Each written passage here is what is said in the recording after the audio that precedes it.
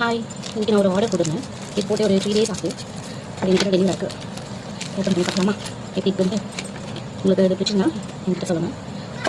Comment பாக்ஸில் நல்லாயிருக்கு அப்படின்னு சொல்லுங்கள். பிடிக்கலன்னா சொல்லுங்கள். எப்படி இருக்குன்னு பார்க்கலாமா? நான் கூட இது வரைக்கும் இதை இந்த மாதிரி ஐட்டம்ஸ்லாம் போட்டதில்லை.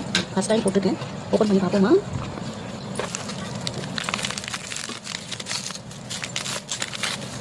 வாவ், பட் ஆனால் அதை போட்ட மாதிரி இல்லை.